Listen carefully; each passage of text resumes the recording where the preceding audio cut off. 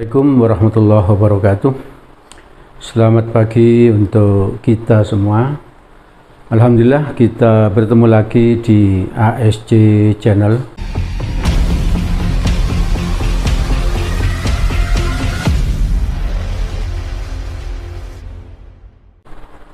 Channel yang sangat dibutuhkan oleh mereka yang sedang mempersiapkan masa depannya. Di ASC Channel ini ada konten tentang matematika SMA yang disajikan dengan mudah, kalimat-kalimat sederhana sehingga tidak menyulitkan bagi siswa. Dan juga ada konten tentang matematika SMP, juga tentang matematika persiapan SBMPTN. Mulai tahun 2023 SBMPTN itu berubah menjadi seleksi nasional penerimaan mahasiswa baru atau SNPMB. Judul singkatannya SNPMB, seleksi nasional penerimaan mahasiswa baru. Dan yang diteskan di tahun 2023 ini dan seterusnya insya Allah itu hanya materi TPS ya, tes potensi skolastik matematika yang pakai nalar, bahasa Indonesia dan bahasa Inggris. Maka kamu harus banyak latihan ya, karena apa? Karena ini hal yang baru ya, hal yang baru. TPS itu, matematika TPS itu harus rumusnya sedikit ya, rumusnya sedikit, pakai logikanya yang banyak, pakai nalar yang banyak. Oke ya, ikuti terus ASC channelnya. Nah, sebelum saya membahas beberapa soal TPS, ini ada sesuatu hikmah, peristiwa yang bisa diambil hikmahnya. Dulu ada seorang pemuda yang hidup bersama ibunya, karena ayahnya sudah lama meninggal. Ibunya ini bukan ibu yang sehat, tapi ibu yang sudah tua, janda, miskin, ya, tidak punya, dan lumpuh, sehingga kemana-mana pemuda ini yang menuntunnya, yang menggendongnya, yang menyuapi makan, juga yang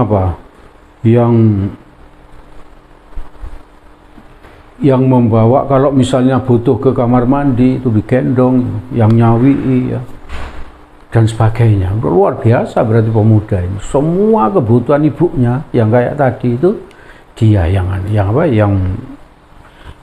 melakukannya ya. Tidak cukup sampai situ ya. Ibunya suatu hari bilang kepada anaknya ini bernama Uwais Al-Qarni ya. Jadi ibu dan anak ini tinggal di sekitar Yaman gitu ya, sekitar Yaman, di luar Arab Saudi, jauh dari Madinah ya. Suatu hari ibunya bilang kepada Uwais ini, kalau ibunya kepengen naik haji ya. Naik haji waktu itu kan harus pakai onta ya, atau kuda atau jalan kaki gitu ya. Tapi Uwais ini tidak menolak keinginan ibunya ini. Uwais ini punya uang sedikit, sama Uwais ini dibelikan anak sapi gitu ya, atau anak kambing. Nah, kandang kambing itu sama Uwais ini ditaruh di atas bukit itu. Aneh gitu. Jadi kandang kambingnya taruh di atas bukit. Setiap pagi Uwais itu lari ke atas bukit itu ngambil anak kambing tadi, dibawa ke bawah. Lalu diberi makan dan sebagainya, lalu lari lagi, digendong lagi, dibawa ke atas lagi. Setiap hari pagi dan sore Uwais melakukan seperti itu. Oleh orang-orang Uwais ini dikira gila gitu, dikira gila. Kenapa? Karena aneh ya, karena kandangnya kenapa kok ditaruh di atas, kok nggak di bawah saja sehingga tidak perlu menggendong kambing itu. Ternyata Uwais ini melakukan itu untuk melatih ototnya ya. Jadi anak kambing tadi digendong sampai besar ya, sehingga ototnya Uwais bin Al-Qarni ini sangat kuat, sangat kuat. Nah, dia melakukan itu untuk apa? Untuk menggendong ibunya dari Yaman ke Mekah ya. Untuk apa? Untuk naik haji ya toh. Nah, seorang yang seperti ini suksesnya tidak main-main ya, suksesnya itu sukses akhirat. Suksesnya salah satu ukuran suksesnya apa? Nabi Muhammad waktu itu nggak pernah ketemu dengan Uwais ini. Tapi Nabi berpesan kepada para sahabat, nanti kalau kalian ketemu dengan anak seorang pemuda namanya Uwais Al-Qarni, di telapak tangannya ini ada bercak hitam, maka kamu harus minta didoakan kepada dia, karena doanya dia itu pasti dikabulkan Allah. Wah, luar biasa. Nabi tidak pernah bertemu dengan dia, bilang berpesan kepada para sahabat, kalau nanti ketemu dengan Uwais, minta didoakan, karena doanya pasti dikabulkan Allah. Itu salah satu suksesnya Uwais Al-Qarni, dan banyak lagi ya. Cukup itu aja sementara yang saya sampaikan. Nanti di kesempatan yang akan datang kita sampaikan lagi ya. Dan sukses seperti itu dicapai oleh Uwais dengan cara apa? Berbakti dan taat kepada ibunya ya. Kepada ibunya. Jadi kalian pun, kalian kalau ingin sukses, taat dan berbakti kepada orang tua, terutama ibu ya, terutama ibu. Walaupun saya seorang ayah, saya akan memberitahu anak saya agar lebih menghormati, lebih taat kepada ibunya. Karena memang perintahnya seperti itu ya. Menurut Nabi, taatnya kepada ibu itu 3 kali pada ayah. Ibumu, ibumu, ibumu, baru ayahmu. Oke ya, ambil hikmahnya ya. Mulai hari ini harus taat kepada orang tua, terutama ibu, agar kalian sukses. Baik, pagi ini saya akan membahas tentang sudut dan geometri bidang. Nah, ini lumayan, ini nalarnya lumayan, logikanya lumayan ya. Soal nomor 1 saya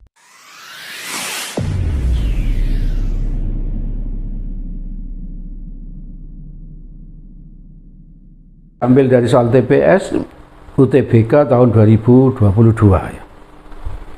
Pada segitiga ABC dengan sudut CAB 30 derajat, ini segitiga ABC-nya ini, sudut CAB, berarti ini CAB ini 30 derajat. Nah, ini. Terus, dan BC sama dengan akar 2, BC mana ini? Ini akar 2 ini.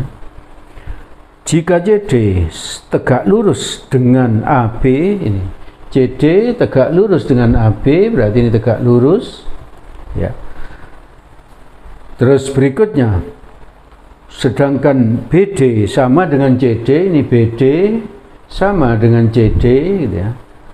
Maka luas segitiga ABC adalah luasnya ini berapa gitu ya. Maka mengerjakannya, coba kamu lihat ini, karena ini manfaatkan ya, karena ini dan ini sama, maka ini kita beri nama A. Misalnya ya, ini dimisalkan aja, misal, kalau misal berarti boleh huruf apa aja, B boleh gitu ya, K boleh. Ini saya misalkan A, karena ini A maka ini A gitu ya. Kenapa kok sama? Ini karena diberitahu di soal sama gitu ya. Maka kamu lihat segitiga ini BCD ya, BCD, segitiga BCD dilihat. Karena ini siku-siku, maka berlaku hukum Pitagoras di sini. Pitagorasnya apa ini? Kalau saya tulis BD kuadrat ditambah dengan DC kuadrat sama dengan BC kuadrat. Ini kuadrat tambah ini kuadrat sama dengan ini kuadrat. Biasa tuh, sejak SMP sudah tahu ya. BD-nya apa? A. DC-nya A. BC-nya akar 2 kuadrat. Akar 2 diketahui di soal. Di depan A kuadrat 1, ini 1 tambah 1 berapa? 2. A kuadrat. Akar 2 kuadrat berapa? 2. Ini coret-coret, berarti A kuadratnya sama dengan 1, maka A-nya 1. Harusnya kalau seperti ini A kuadrat sama dengan 1, maka A-nya plus minus 1. Ya. Tapi karena A ini panjang, maka yang diambil yang plus ya. Yang berikutnya kamu lihat segitiga segitiga yang ini. Segitiga yang ini kamu lihat. Di sini ya, segitiga apa itu? ACD ya. Ini A-nya sudah tahu ini berapa? 1 ini. Maka kita cari sekarang ini AD ya. Kita cari AD.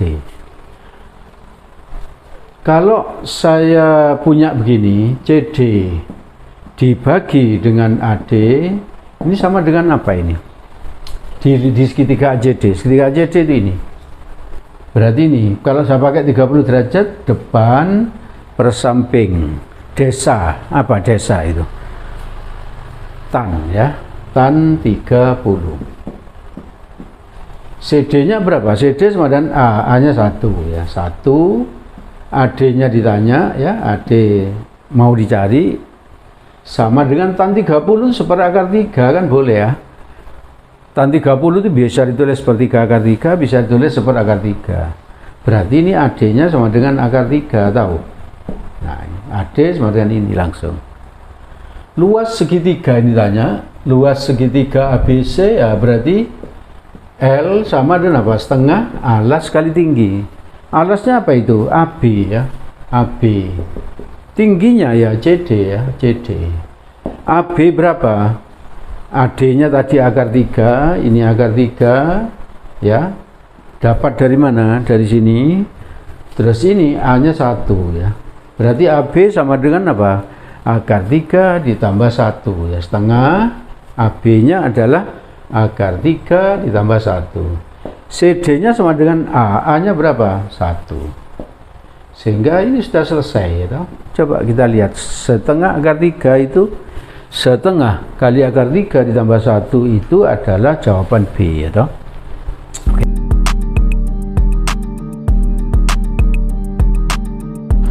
Baik, kita lanjutkan pembahasan kita pagi ini. Tes potensi skolastik ya, TPS ya. TPS, persiapan SBMPTN. Saya masih terbiasa dengan nama SBMPTN ya.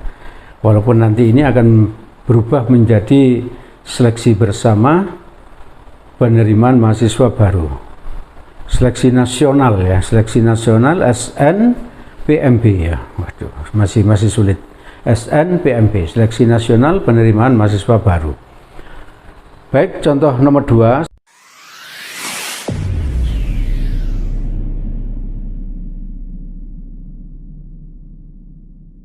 Saya ambil dari TPS UTBK tahun 2022. Segitiga ABC, siku-siku di B ya. Ini ada segitiga ABC, siku-siku di B ya. B-nya di sini rupanya. Ini B, ini C. Di sini siku-siku ya. Saya beri tanda begini ya, siku-siku. Terus titik D terletak pada sisi AC. Jadi ini terletak, D-nya ada di sini ya. Terletak pada sisi AC.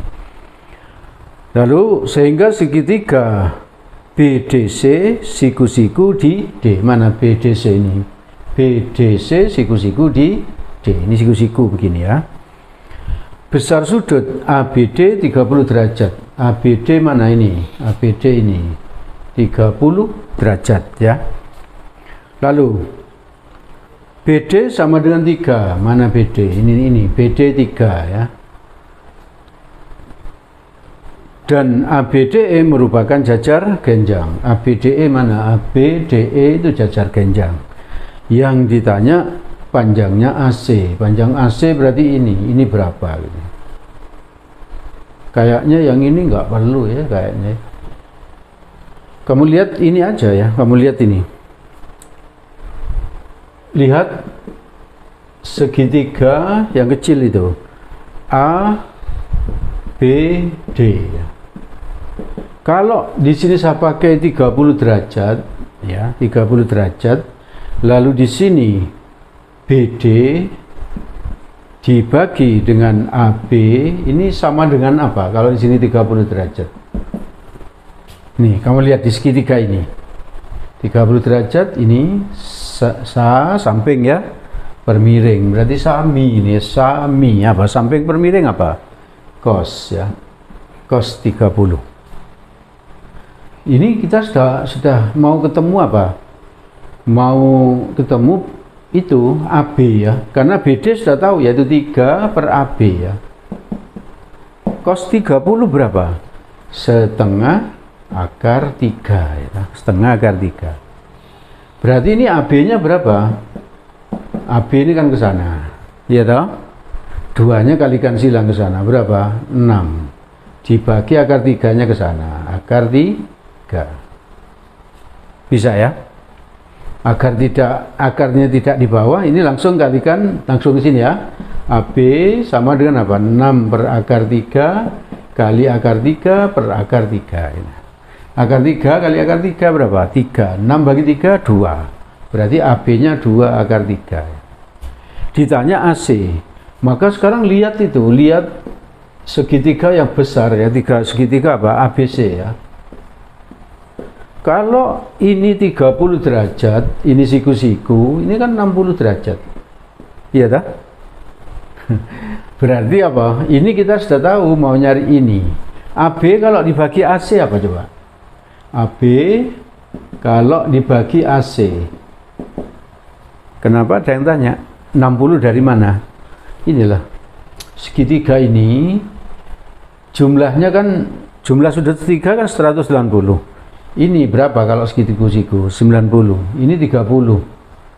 160 kurangi 90 berapa? 90 kurangi 30 60 itu. Ya, kan ini mau apa? Mau ikut tes gitu. Jadi agak cepet-cepetan gitu. Jumlah segitiga sudut segitiga itu adalah berapa? 180. Sudah ada 90, berarti tinggal 90. Sudah ada 30, tinggal 60 itu ya. Oke ya. Terus di sini AB per AC ya. Saya mau pakai sudut 60. AB per AC. Kalau siku-sikunya di sini samping per miring gitu. Apa samping per miring? Cos ya. Cos 60. AB-nya sudah tahu tadi mana ini. 2 akar 3 gitu. Per AC. AC-nya ditanya. Cos 60 itu setengah ya. Paham ya? Maka AC-nya ke sana, jadi AC sama dengan 2-nya kalikan itu. 2 kali 2 berapa? 4 akar 3. Nah ini sudah selesai ya toh. AC sama dengan 4 akar 3 itu jawaban C ya toh.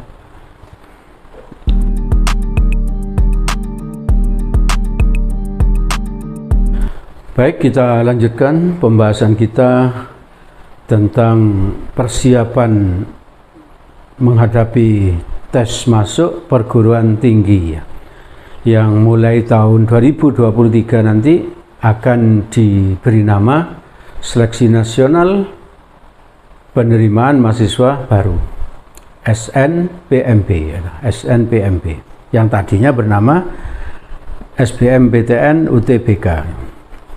Baik, sekarang saya bahas soal nomor 3.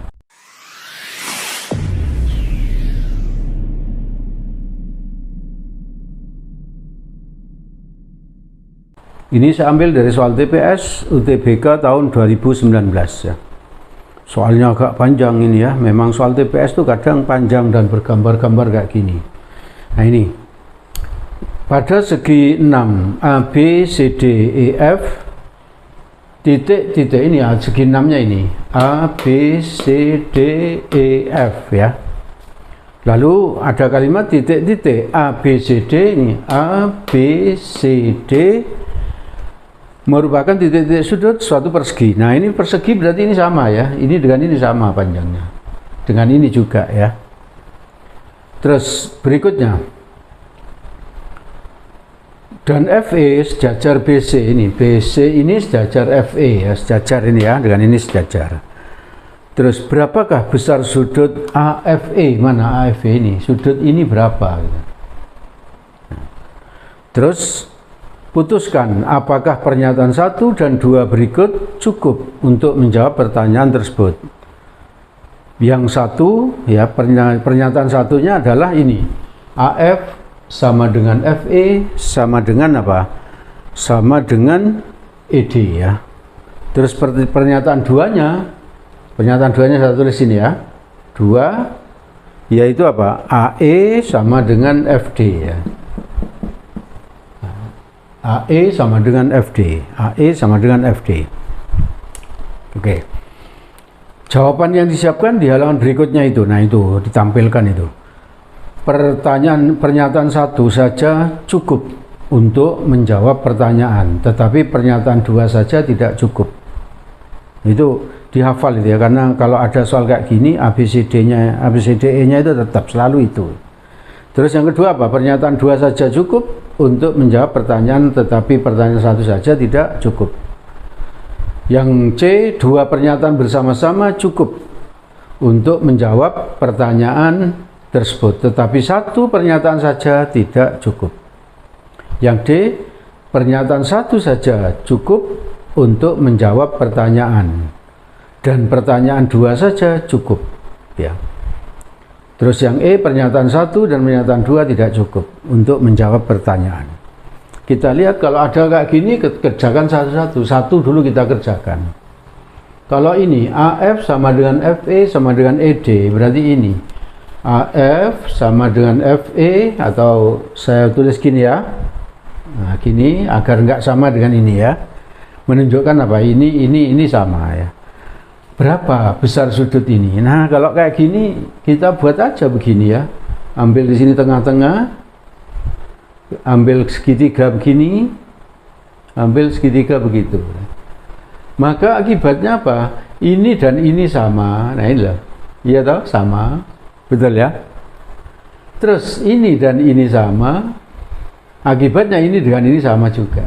Berarti tiga segitiga ini merupakan segitiga sama sisi.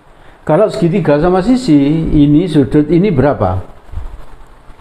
Jadi kalau kita lihat sudut AFE, AF ini kita beri nama aja P misalnya ya. AFP sama dengan berapa? 60 derajat ya. Ini loh, AFP itu ini. Terus sudut ini berapa? Sudut apa namanya? DFE ya. Sudut DFE sama dengan 60 derajat, ya toh? Berarti yang ditanya tadi apa? Sudut AFE kan sama dengan sudut AFP ditambah dengan sudut DFE. Benar tak ini? Ini loh. Sudut ini sama dengan sudut ini ditambah ini. Benar. Ini loh, tambah ini. Iya toh? Berapa itu berarti? Tinggal nulis 60 ditambah 60 sama dengan 120. Berarti pernyataan satu saja cukup untuk menjawab pertanyaan ini. Pernyataan satu saja sudah cukup ya, oke ya. Terus sekarang pernyataan dua. Pernyataan dua ini tadi AE sama dengan FD. Coba kita pakai gambar ini. AE mana inilah? Ini AE dengan FD ini. Ini dengan ini sama.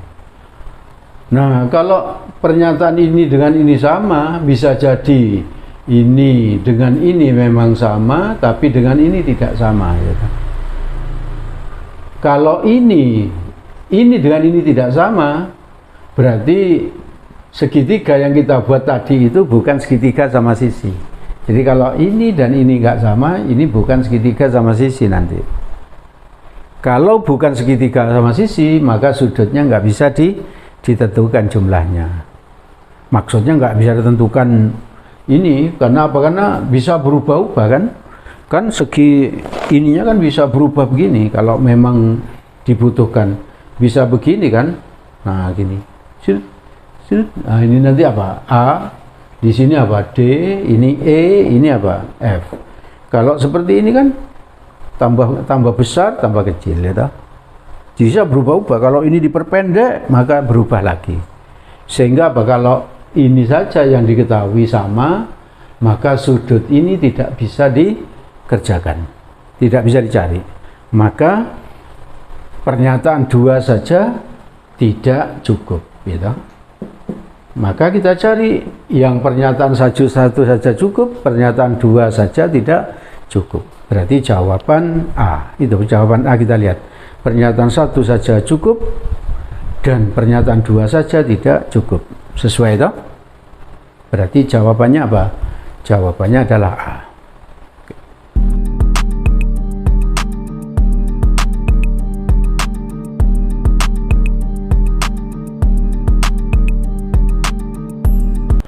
Baik, kita lanjutkan pembahasan kita tentang tes potensi skolastik ya. Sekarang kita bahas soal nomor 4 ya, soal nomor 4.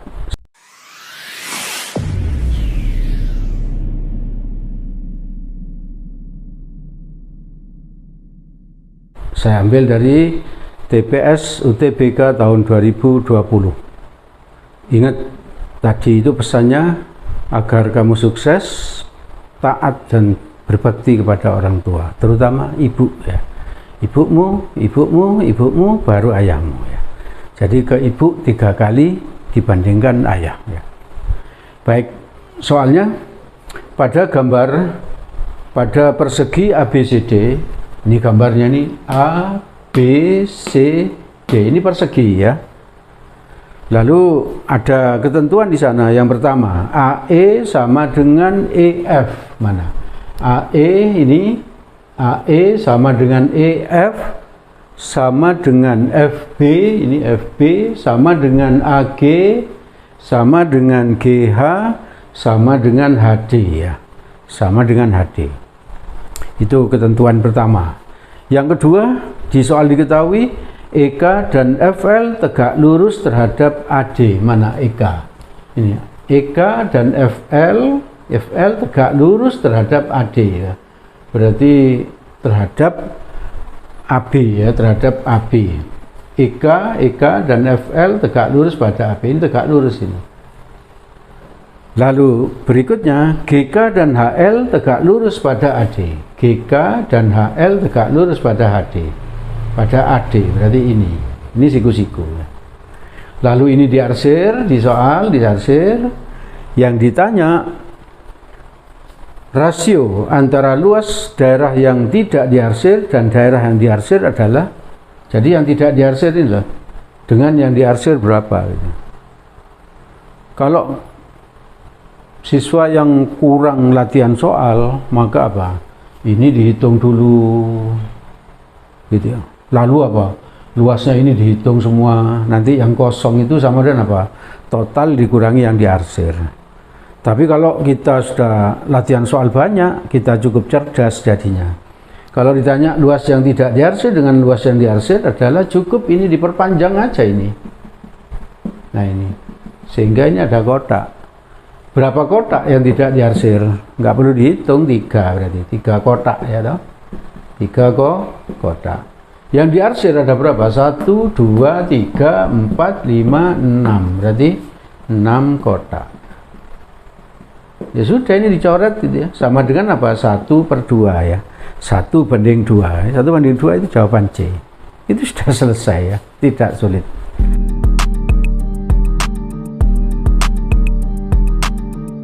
Oke ya, saya kira cukup yang saya sampaikan pada kesempatan pagi ini. Di belakang itu ada soal yang bisa kamu coba.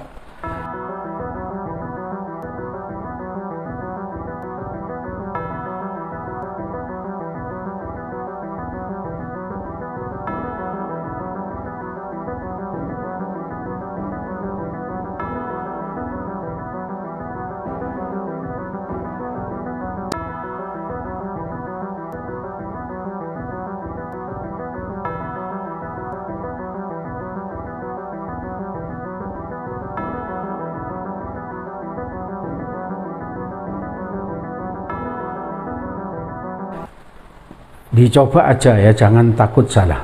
Lebih baik nyoba dan salah daripada tidak nyoba karena takut salah. Oh, yang berani gitu, yang berani nyoba ya. Kalau ingin berdiskusi, ingin bertanya, di paling belakang itu ada nomor WA pribadi yang bisa kamu hubungi. Yang serius ingin berdiskusi, ingin bertanya, pasti dilayani ya. Oke ya, saya kira cukup. Semoga yang saya sampaikan ini bermanfaat untuk kalian. Dan semoga kalian sukses. Amin. Assalamualaikum warahmatullahi wabarakatuh.